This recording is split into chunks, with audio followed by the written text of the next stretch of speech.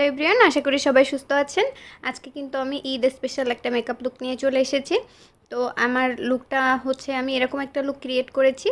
তো আমি দেখতেই পাচ্ছেন এটা আমার বেয়ার ফেস। আমি হচ্ছে এখন আমার ফেসটাকে ক্লিন করে নিব। ক্লিন করার জন্য আমি গার্নিয়ার মাইসেলার ওয়াটার ব্যবহার করেছি। গার্নিয়ার মাইসেলার ওয়াটার দিয়ে যদি আমি আমার ফেসটাকে ক্লিন করে নিই মেকআপ করার আগে, তাহলে মেকআপ খুব সুন্দরভাবে সেট হয়ে যাবে। এই জন্য আমি ক্লিন করে নিয়েছি। এই স্টেপটা কিন্তু খুবই গুরুত্বপূর্ণ, আপনারাও এই স্টেপটা মিস করবেন না কোনো সময়। এবারে আমি একটা ময়শ্চারাইজার ইউজ করে নিচ্ছি। ময়শ্চারাইজার ইউজ করলে মেকআপের ফিনিশিংটা অনেক বেশি ভালো আসে, ক্রাকও করে না। তো এই জন্য আমি ময়শ্চারাইজারটা সবসময় প্রিফার করি। আপনারাও কিন্তু অবশ্যই ময়শ্চারাইজার ইউজ করে নেবেন।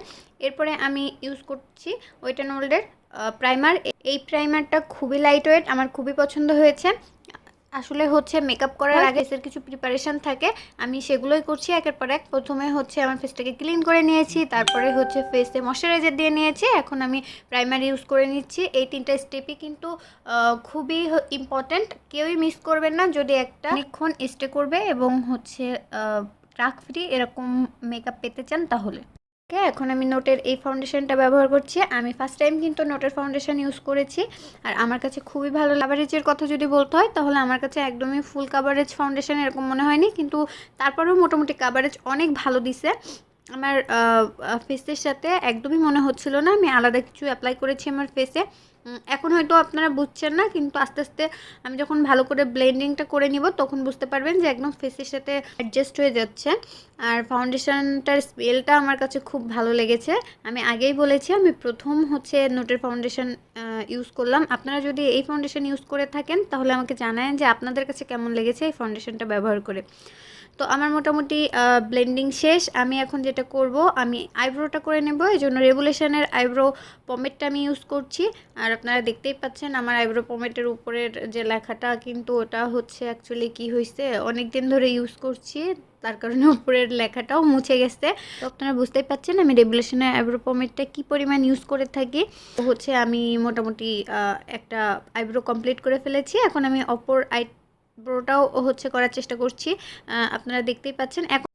আচ্ছা, আইব্রো দুইটা দেখে হয়তো মনে হচ্ছে যে একটু মোটা হয়ে গেছে, কিন্তু না, এটা হচ্ছে যখন ড্র করা হয় তখন এরকমই হয়, কিন্তু পরে কনসিলার দিয়ে অ্যাকচুয়ালি এটা ঠিক করে নিতে হয়। তো এখন আমি কনসিলার ইউজ করে নিচ্ছি, কনসিলার দিয়ে আমার আইব্রোটাকে শার্প করে নিচ্ছি।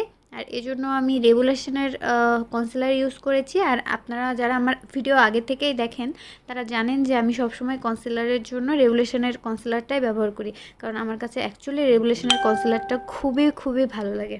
তো দেখতেই পাচ্ছেন আমি আমার একটা আইব্রো কমপ্লিট করে ফেলেছি। এখন আমি ঠিক সেম ওয়েতে আমার একটা আইও কমপ্লিট করে নিব।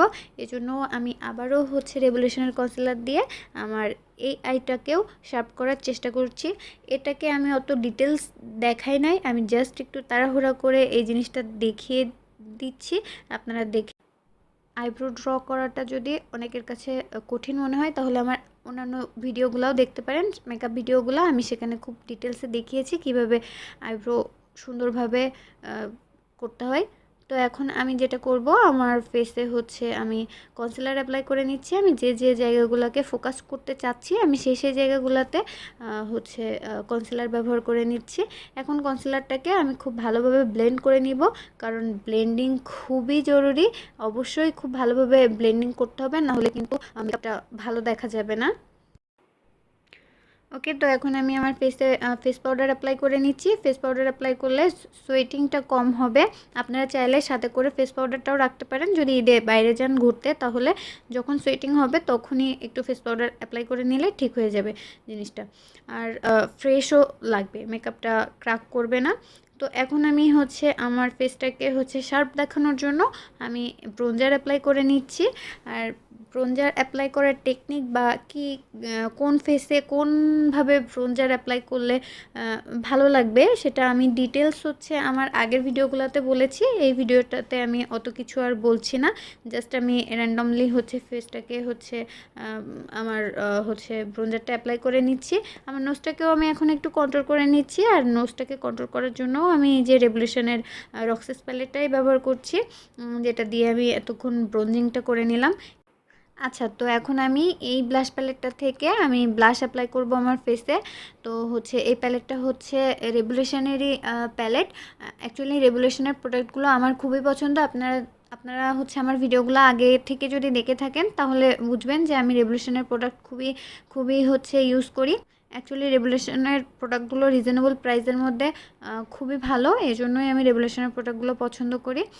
আর হচ্ছে এখন আমি হাইলাইটার ইউজ করে নিব। আর হাইলাইটারের জন্যও আমি হচ্ছে রেভলিউশনের শপেক্স প্যালেটটা ইউজ করছি। আর এই শপেক্স প্যালেটে কিন্তু 8টি হাইলাইটার পাওয়া যায়, 8টি শেডের হাইলাইটার পাওয়া যায় একসাথে। তো এই জিনিসটা আমার কাছে খুবই ভালো লেগেছিলো, এই জন্যই আমি এই প্যালেটটা কিনেছিলাম।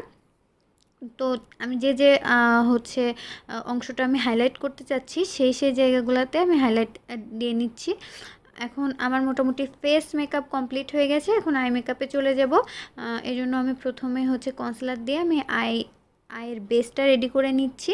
তো কনসিলার তো দিয়ে দিয়েছি, এবার এটাকে ব্লেন্ড করে নিচ্ছি এই বিউটি ব্লেন্ডারটার সাহায্যে।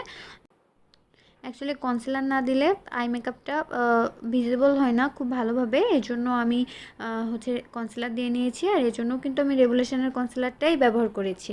তো মোটামুটি আমার ব্লেন্ডিং শেষ, এখন আমি আইশ্যাডো অ্যাপ্লাই করে নিব। এই জন্য আমি কালার বোর্ডের এই প্যালেটটা ব্যবহার করছি। এটাও কিন্তু খুবই রিজনেবল প্রাইসের মধ্যে খুবই ভালো। আপনারা দেখেন এই কালার বোর্ড প্যালেটের শেডগুলোর পিগমেন্টেশন আমার কাছে খুবই ভালো লেগেছে। আমি প্রথমে রেড কালারের একটা শেড নিয়ে আমার ট্রানজিশন কালার হিসাবে চোখে অ্যাপ্লাই করছি। দেখুন এর কালারটা কিন্তু খুবই ভালো আসছে। ঠিক সেম ওয়েতে আমি হচ্ছে আমার আরেকটা আইও একই সাথে করে নিচ্ছি। আমি সেম ব্রাশটা দিয়ে আর একটু ডার্ক টাইপের একটা শেড নিচ্ছি, নিয়ে হচ্ছে আমার এই যে হচ্ছে আগে যে শেডটা অ্যাপ্লাই করেছি তার উপরে আমি অ্যাপ্লাই করছি, যাতে আমার এই শেডটা আরও একটু হচ্ছে ডার্ক হয় এই জন্য। তো দেখতেই পাচ্ছেন আমি বারবার করে কালার পিক করছি এবং হচ্ছে ব্লেন্ড করার চেষ্টা করছি। এবার অরেঞ্জ টাইপের একটা শেড নিয়ে আমি একদমই উপরে এই হচ্ছে অ্যাপ্লাই করে নিচ্ছি। দেখুন খুব দারুণ একটা কিন্তু শেড ক্রিয়েট হয়েছে। এখানে কিন্তু ব্লেন্ডিংটা মাস্ট, খুব ভালোভাবে কিন্তু ব্লেন্ডিং করতে হবে। এবার আমি হচ্ছে ডার্ক চকলেট টাইপের একটা শেড নিয়েছি, এখন এটা আমার আউটার কর্নার থেকে ইনার কর্নারের দিকে আস্তে আস্তে ব্লেন্ডিংয়ের মাধ্যমে অ্যাপ্লাই করে নিচ্ছি।